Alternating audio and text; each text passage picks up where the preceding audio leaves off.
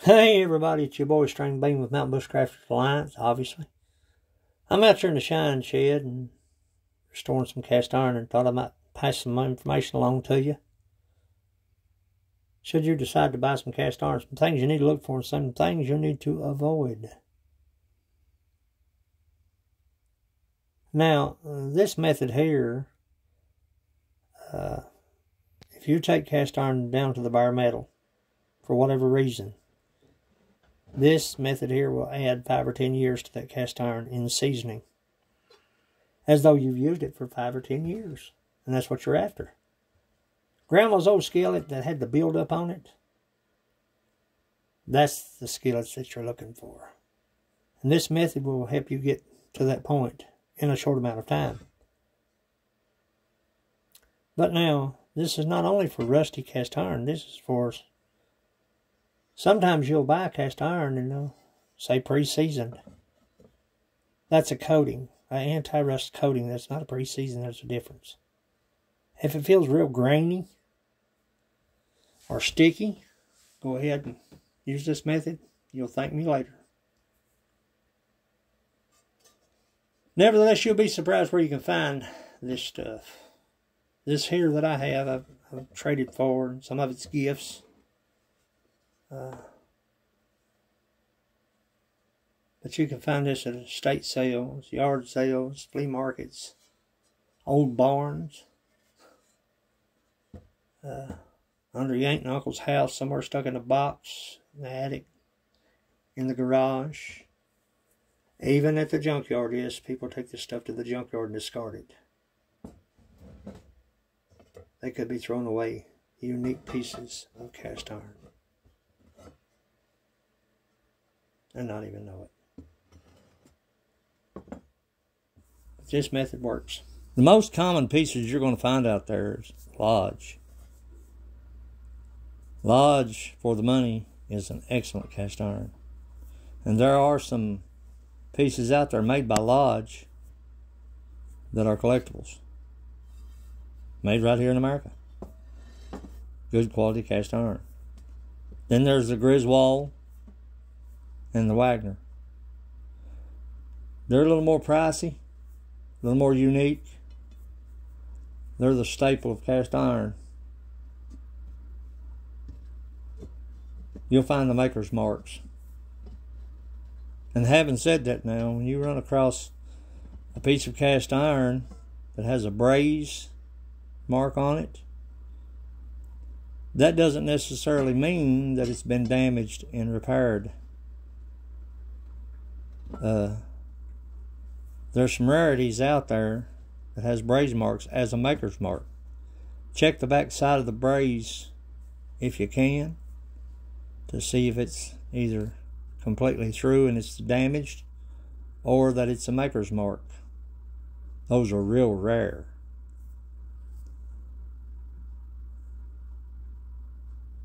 But those are the most common.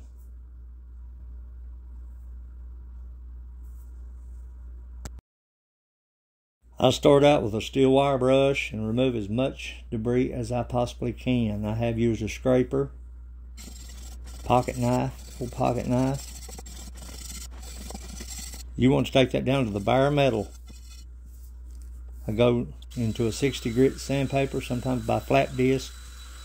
This little padded disc for the drill, by hand. Sole purpose is to remove every bit of that rust, because when you get it to the point to where you want to season that cast iron, if there's rust there, it won't adhere. It won't be seasoned. So every bit of the rust you can find, however you have to remove it, remove it. Now you can use the same method with cheap cast iron and allow it to be as functional as the more expensive brands. The only issue you might have with cheap cast iron is the warping or the cracking from the heat. The iron ore mix is not there. Really depends if you want to use the piece for a display or as functional cookware.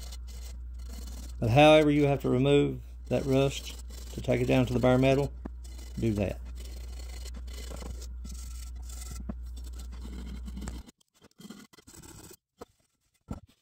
Now obviously it depends on the severity of the piece. If the piece has sentimental value or if it's unique. If you're buying it to use or keep or display or sell, that will determine how long you spend on that piece. But just keep working at it, you'll get it.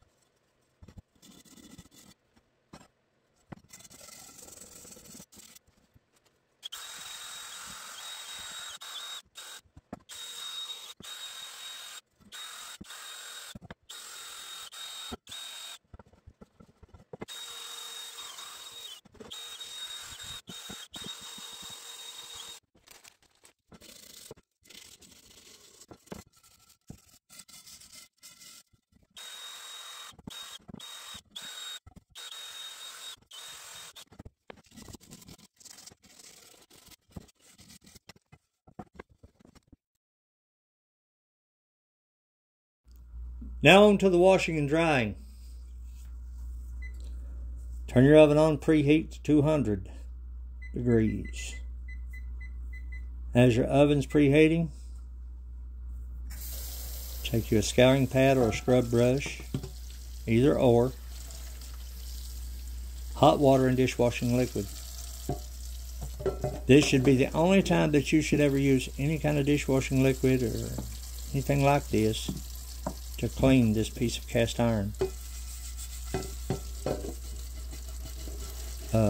I've seen people do it countless times.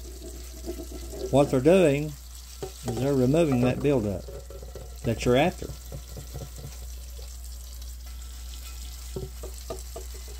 If you'll revert back to my off-grid videos, I show how that I take care of my cast iron off-grid just using water and oil.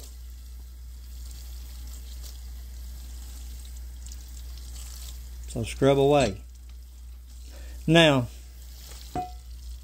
you can't towel dry or air dry cast iron. It's impossible to dry it completely. You have to use heat to dry that cast iron, whether it's on the stove top or inside the oven, or even in a fire, around a fire. You have to use heat to dry cast iron.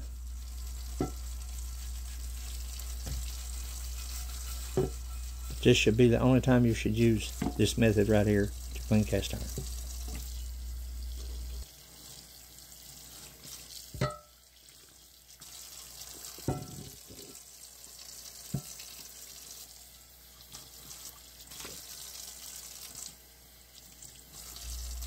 Now once you have your cast iron scrubbed and cleaned, rinsed, place it in the oven. Allow it to sit 10 to 15 minutes.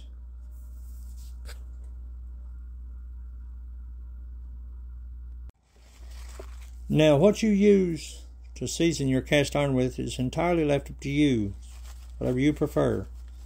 Olive oil, peanut oil, or lard.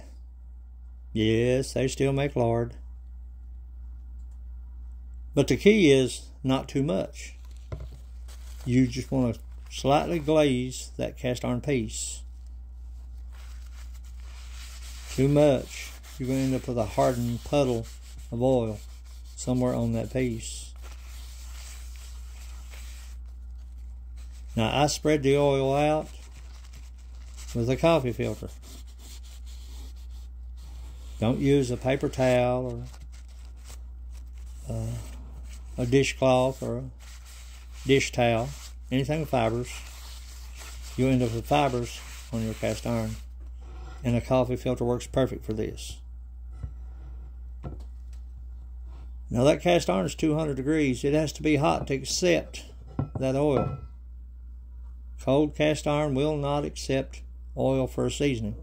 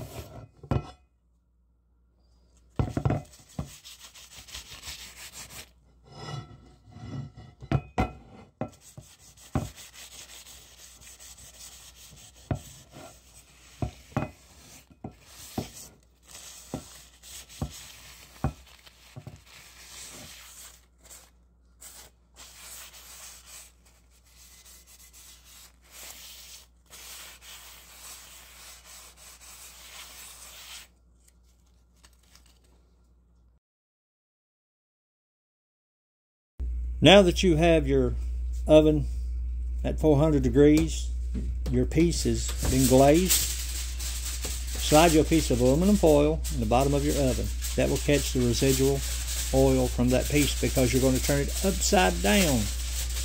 That assures you that you don't have any residual puddles inside that cast iron piece. Bake it for 1 hour, 400 degrees. Now, you may have to do this several times depending on you and how much seasoning you want to add. But this will add 5 to 10 years to that piece each time you do it. Just work at it. All you have to do from here on out is repeat the process. Let the cast iron cool, room temperature, preheat it to 200, add the oil, put your oven on 400, and bake it for 1 hour. The more you do it, the darker it'll become until you're satisfied with the seasoning. But that's adding years to that cast iron. Nevertheless, I'll leave the link in the description box below this video showing you how I take care of my cast iron off-grid. Hey, it's your boy String Bean Mountain Bushcrafters Alliance. As always, go farther, stay longer. Appreciate you watching. And I'll catch you out there somewhere. Thanks.